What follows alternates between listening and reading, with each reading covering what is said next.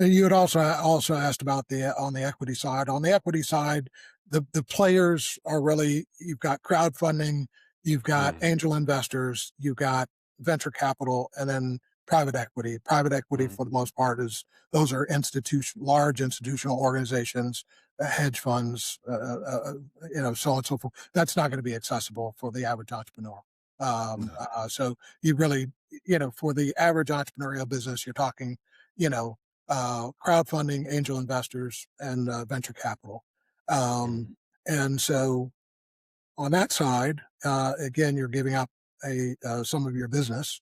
Um, so what you've got to look at there is who are the people that make up the investor pool in that industry, and what do they want back, right?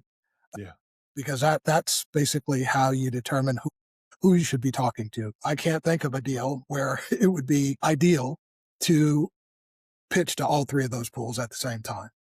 mm, So we'll start with the venture capital. Venture capital, these are MBAs from top tier schools for the most mhm, part that work at these organizations. More than likely, they majored in finance.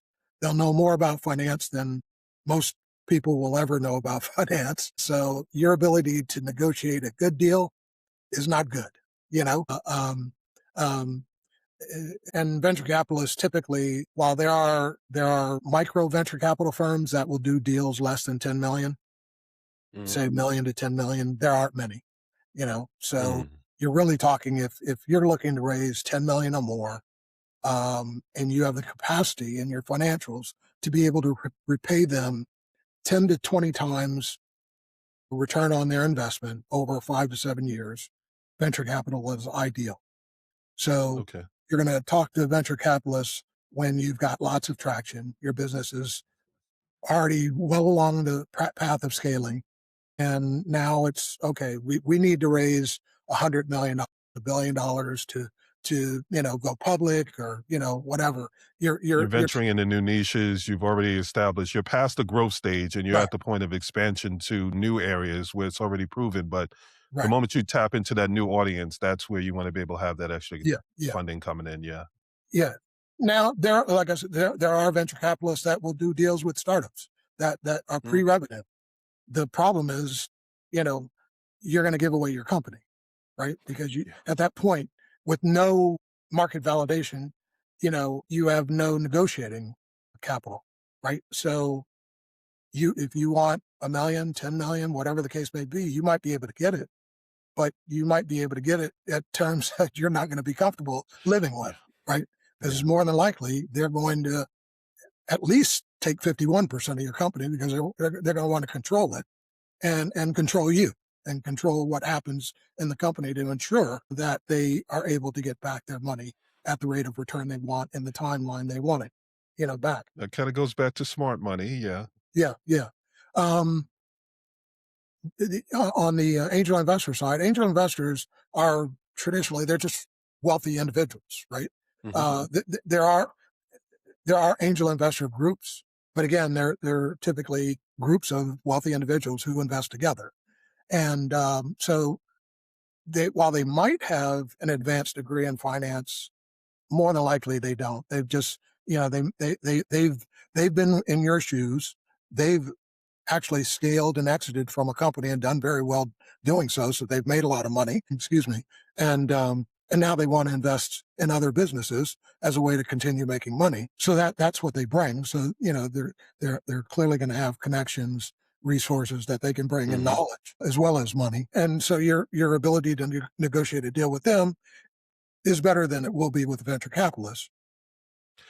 Well, let me pause here because this is gonna be one that there are gonna be a lot of people here venture, and they're saying, "Well, clearly that's not for me." Angel investors, there's tiers to it, and Yes, there's gonna be different ways for you to be able to look at it. So this is one that I wanna unpack a little bit more sure, because I think this is something where I actually have friends where they put money aside and they're like, "I don't wanna run a business." right, That's okay. You can invest in a business, yeah, yeah, and as long as you structure right, you find someone that has good ideas. So when I think angel investors, I think instinct investing. right. So these are people that have good instincts to say, you know what, you've got a good idea, and I think that's going to go somewhere. Yeah. So Yeah. there are the people that are very high up, and yes, you may be able to go after large sums of money, but then there are also people that are going to be lower tier that Right. want to be in the game, but they don't want to be in the game, Yeah. Yeah. and Yeah. is finding the people that are willing to be able to do that. So I would love if you can go into that a little bit more because I think that's more of a pocket for people that are going to be smaller businesses that are trying to figure things out.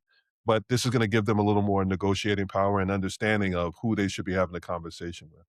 Yeah. Well, if you're the entrepreneur trying to raise the capital, you got to understand that even though it's an angel investor, they might not be the sophisticated finance mind. They are smart because more than likely they've been able to accumulate this capital. So they're clearly smart enough to be able to do that.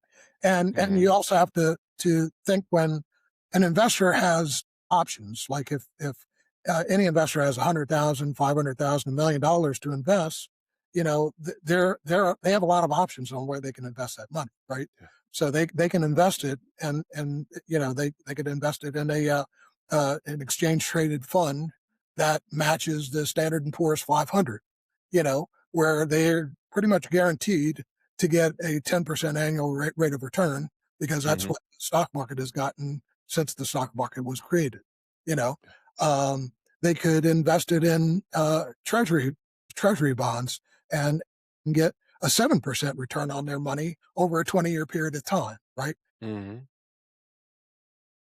They could invest in small business stocks. Uh, they can go to Nasdaq, the Nasdaq exchange, and just trade on these are called pink sheets. These are all these small companies, startups, just like say your or my company, that but they're trading publicly their stock, and they can go there and invest in a company.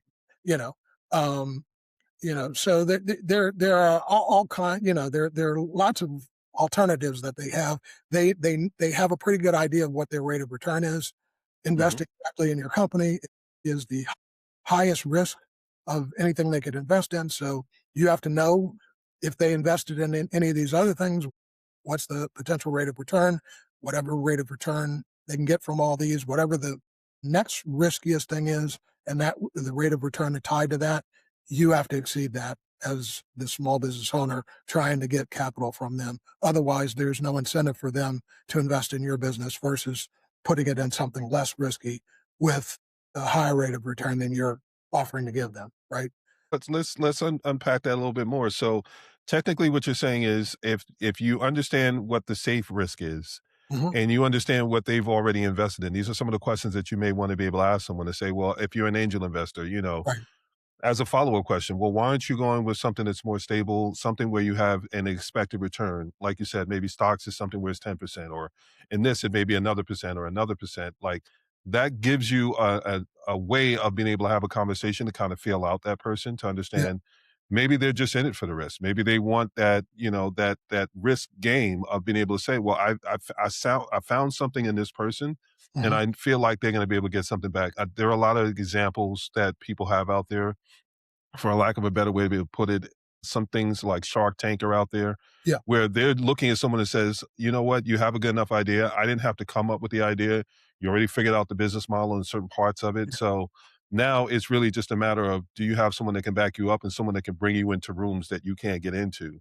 Yeah. And once I get you in the room, are you going to be able to hold your own, or am I going to have to hold your hand through the whole thing? Yeah. And Yeah. that's what I'm hearing and what you're saying of being able to have that conversation. So if Yeah. you're on the entrepreneurial side, those are some of the things that you want to be able to ask so you understand what their situation is and how Mhm. smart are they with their money. Yeah. Because how smart they are with their money is also going to dictate how smart they're going to be with your money and what kind of connections and things that they have, Yeah. how invested in you that they would be. And Right. then from the people that have put some money aside and you want to start looking at potential businesses to invest in, those are the types of things to be able to think about. If you're not willing to risk a certain amount, then you just laid out different things that they can invest in that Yeah. will give them, something where it's less of a risk and they Yeah. can just kind of run with that. But if you do want to be able to invest in someone else's business, now you have a better idea of some of the expectations that you need to go in with. Yeah.